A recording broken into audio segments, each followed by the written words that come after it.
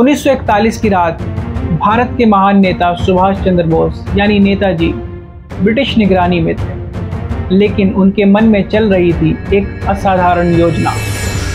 उन्होंने बिना समय गंवाए एक साहसी कदम उठाने का फैसला किया।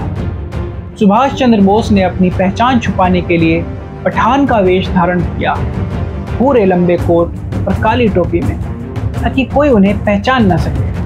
अपने भतीजे शिशिर के साथ वो कोलकाता के एल्गिन रोड स्थित अपने घर से अंग्रेजों को चकमा देके निकलने की कोशिश में थे।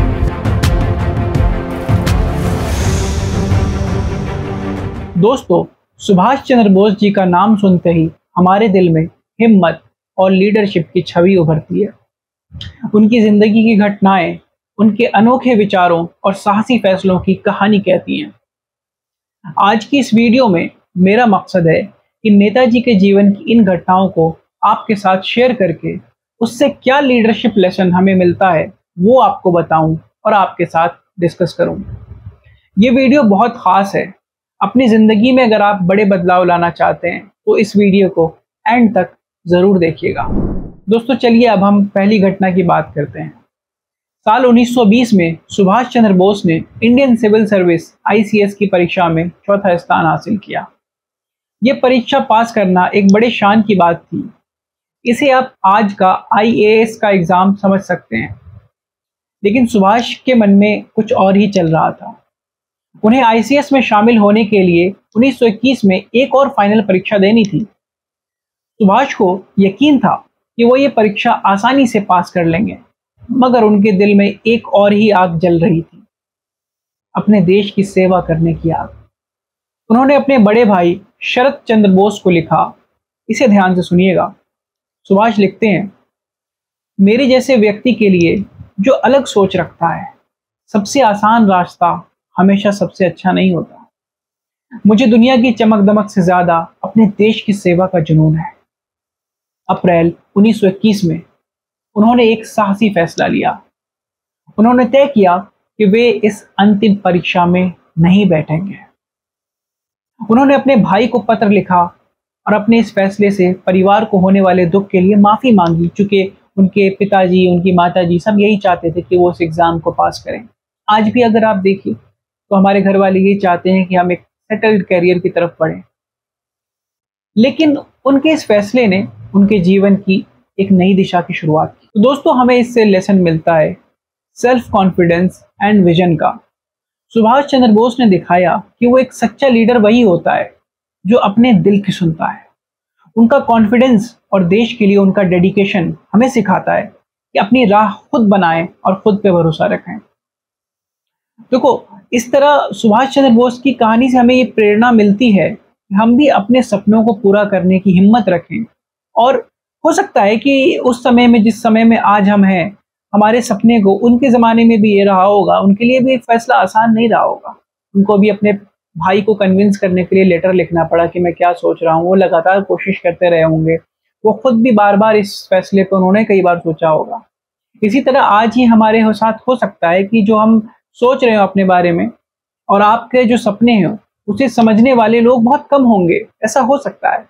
पर अगर आपको खुद पे भरोसा है और एक अच्छी प्लानिंग भी है दोस्तों, तो आप ज़रूर अपने रास्ते पे कायम रहें। ये लेसन हमें सुभाष चंद्र बोस यानी नेताजी के जीवन से मिलता है।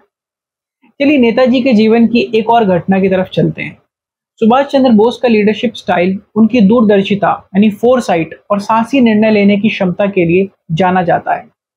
नेताजी बिना किसी शर्त स्वराज यानी पूर्ण आज़ादी चाहते थे, ये तो आप जानते होंगे, चाहे इसके लिए कोई भी रास्ता अपनाना पड़े। उनके इस विचार के कारण उनका महात्मा गांधी के साथ वैचारिक मतभेद हुआ करता था, क्योंकि गांधी जी किसी भी कीमत पर नॉन वायलेंस यानी कि अहिंसा का मार्ग छोड़ना नहीं चाहते थे। ये तो आपने पढ़ा भी होगा और सुना भी होगा कि गांधी जी के लिए नॉन वायलेंस नॉन निगोशिएबल था। वो नॉन वायलेंस के मामले में बिल्कुल भी निगोशिएट नहीं करना चाहते थे। 1939 के कांग्रेस अधिवेशन में गांधी जी के पसंदीदा उम्मीदवार पट्टाभी सीतारामैया को हराकर बोस दूसरी बार कांग्रेस के अध्यक्ष चुने गए। उन्हें दक्षिण भारत से पूरा समर्थन मिला, पर गांधी जी के समर्थन में कांग्रेस के ज्यादातर लोगों के होने के कारण नेताजी के ऊपर काफी दबाव बन गया और उन्हें कांग्रेस अध्यक्ष पद से इस्तीफा देना पड़ा, लेकिन उन्होंने हार नहीं मानी। 22 जून 1939 को उन्होंने ऑल इंडिया फॉरवर्ड ब्लॉक का गठन किया, जो कांग्रेस के भीतर एक नया धड़ा था। इसके आगे आईएनए यानी इंडियन नेशनल आर्मी की कहानी तो इससे भी ज़्यादा रोचक या दिलचस्प है। दोस्तों, इस घटना से हमें सीख मिलती है consistent struggle for your goals. ये घटना दिखाती है कि सुभाष चंद्र बोस की मजबूत निर्णय लेने की क्षमता और निडरता उन्हें एक अनयूजुअली टैलेंटेड लीडर बनाती है। वो अपने विचारों और सिद्धांतों के प्रति सच्चे रहे, चाहे सिचुएशन कैसी भी हो। उनकी कहानी हमें सिखाती है कि सच्चा नेतृत्व यानी लीडरशिप तब होता है जब आप अपने फैसलों पर अडिग रहें और अपने लक्ष्यों को पाने के लिए कोशिश करते रहें। चलिए अब सबसे इंटरेस्टिंग घटना पे बात करते हैं। 1941 की इस घटना ने उनके प्रॉब्लम्स का हल ढूंढने की अनोखी क्षमता को उजागर किया। 1941 की रात भारत के महान नेता सुभाष चंद्र बोस ब्रिटिश निगरानी में थे। ब्रिटिश सरकार ने उन्हें गिरफ्तार कर उन्हें उनके ही घर में नज़रबंद कर दिया था।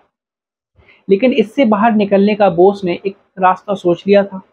उनका गोल था ब्रिटिश शासन से बचकर नाजी जर्मनी पहुंचना, और इसके लिए उन्हें अफगानिस्तान और सोवियत संघ के रास्ते जाना था। कुछ दिन पहले उन्होंने एकांत में रहने की बात कर ब्रिटिश पहरेदारों से मिलना बंद कर दिया और दाढ़ी बढ़ा ली। उन्होंने पठान का वेश बना लिया और 17 जनवरी 1941 की रात उन्होंने अपने भतीजे शिशिर कुमार बोस के साथ कोलकाता के एल्गिन रोड पर मौजूद अपने घर से अंग्रेज सिपाहियों को चकमा देते हुए चालाकी से निकल गए। वो गोमो रेलवे स्टेशन पहुंचे, जो कि आज के झारखंड में है। ये स्टेशन अब नेताजी सुभाष चंद्र बोस गोमो रेलवे स्टेशन के नाम से जाना जाता है। यहाँ से वो रेल के जरिए पेशावर पहुंचे। पेशावर की सड़कों पे अंधेरा छा चुका था जब सुभाष चंद्र बोस की मुलाकात फॉरवर्ड ब्लॉक के साथी मियां अकबर शाह से हुई। इस मुलाकात ने उनकी उम्मीदों को एक नया पंख दिया। शाह ने उन्हें एक और सहयोगी से मिलवाया, कीर्ति किसान पार्टी के भगत राम तलवार। भगत राम रहमत खान नाम के एक पठान के रूप में और सुभाष उनके गूंगे बहरे चचा के वेश में चुपचाप अपने रोमांचक सफर पर निकल पड़े। यह कोई आम यात्रा नहीं थी। पहाड़ियों की संकरी पगडंडियों पर घने अंधेरे और खतरे के बीच पैदल चलते हुए वे अफगानिस्तान की राजधानी काबुल की ओर बढ़ रहे थे।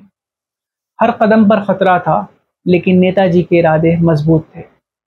काबुल पहुंचकर नेताजी का पहला गोल था रूसी दूतावास में प्रवेश पाना, पर यहाँ किस्मत ने उनका साथ नहीं दिया। फिर भी हार न मानते हुए उन्होंने जर्मन और इटालियन दूतावासों का रुख किया। इटालियन दूतावास में उनकी मेहनत रंग लाई। एक नई पहचान के साथ इटालियन व्यक्ति ऑरलैंडो मजोटा के रूप में सुभाष ने अफगानिस्तान को अलविदा कहा। मॉस्को की ठंडी हवाओं को पार करते हुए वो आखिरकार बर्लिन पहुंचे। दोस्तों, इस घटना से हमें लेसन मिलता है ब्रेव डिसीजन मेकिंग का। इस घटना ने दिखाया कि कैसे नेताजी समस्याओं का समाधान ढूंढने की अनोखी क्षमता रखते थे।